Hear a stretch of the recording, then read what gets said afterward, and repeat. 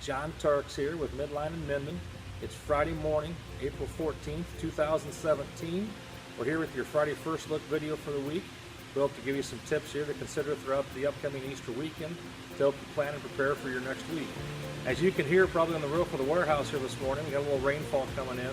We've had some really ideal planting conditions this week, and a lot of that activity is probably coming to a halt as we speak. Throughout the week, we've seen a lot of soil temperatures in the 55-degree range here throughout the majority of the territory. Up to, Crawford County, Northwest Harrison, we've seen some at 50 degrees. But ideal soil conditions to get guys going in the field, get the kinks out of the planter, get those first few farms, some of those early farms done, and kind of get things rolling so that when we get through this wet spell, things really open up and we all get going. A common question that we get this time of year is about this rain that we're listening to through this video. What about a cold rain, John, on that very first planting? Do I need to be worried about that? I've heard something about this cold inhabitual chilling. What is that, and what impact can it have on my crop?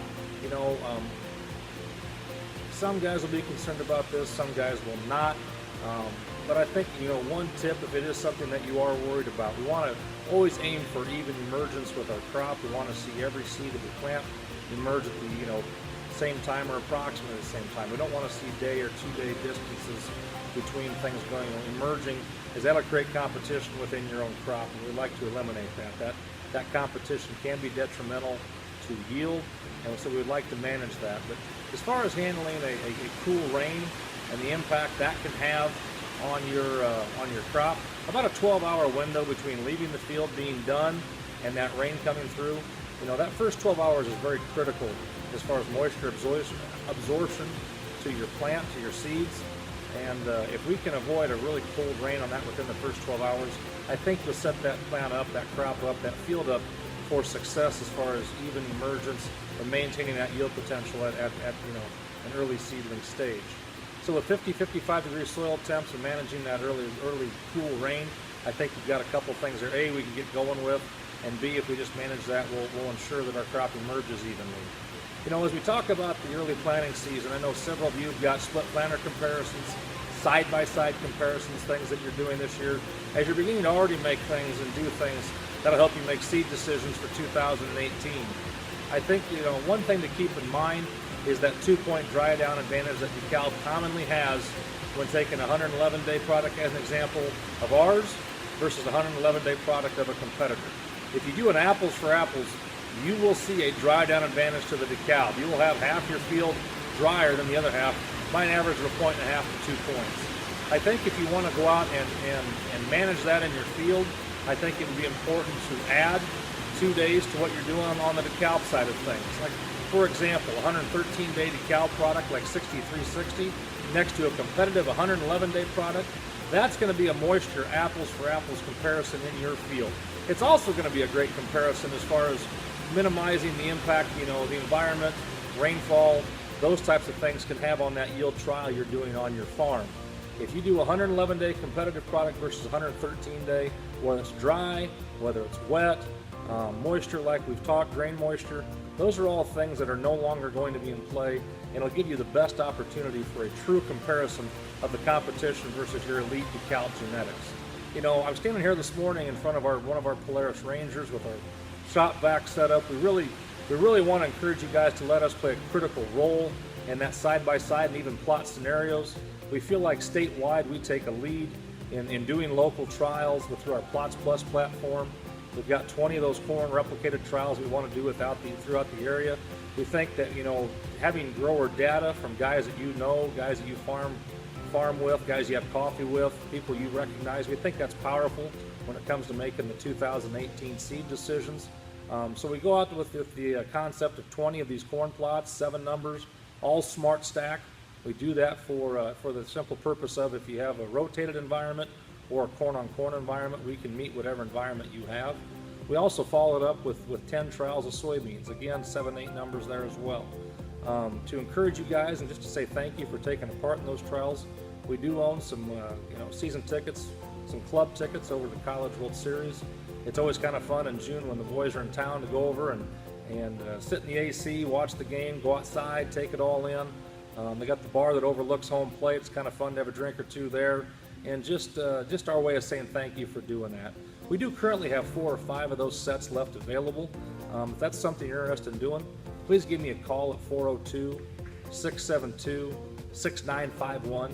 We think this is really a great set, something we think that when you're considering where am I going to do business, who's going to take the lead in helping our farm operation be successful from a seed supplier standpoint, we think the data from Plots Plus, we think the service and just the effort we put into that, we hope that's something you consider. We've got two Polaris Rangers set up like the one you see behind me, so if we get in the event that we have two cooperators going at once, we can get 2 people out and keep you guys going. So we hope that commitment to helping you make your 2018 seed decisions is one that you guys want to honor and commit to working with us on. So you've got some background data there on Plots Plus, you've got some background data there on that kind of +2 relative maturity when doing split planters and side-by-sides. We think that little bit of advice is going to give you something that you can use, and it'll be very key for you as you make 2018 seed decisions. You know, the last part of why I wanted to talk to you guys this morning is we've had a lot of questions this growing season about Xtend soybeans. You know, what they are, what they aren't, what I can spray, what I can't spray. How do I manage dicamba? Man, I'm nervous about it. We've had a lot of those types of remarks.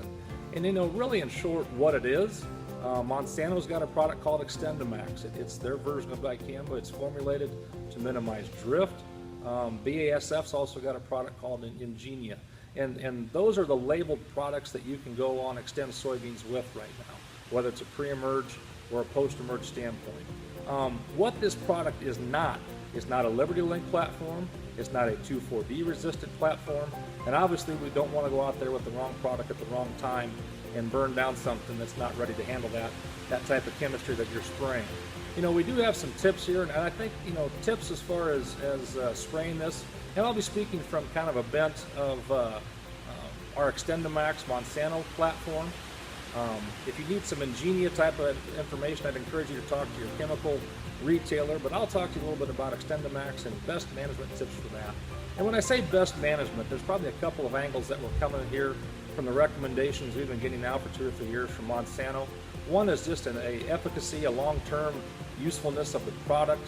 I know the company would like to see this have a longer shelf life than maybe the Roundup platform did. We want to give you guys tips to make sure that happens. We also want to manage volatility of the product. Nobody wants that phone call from the neighbor who's got you know, regular beans next door that are all cupped up. We certainly don't want the call from the vineyard. We don't want the call from the guy with the apple orchard, the neighbor with the ornamental flowers, etc., etc.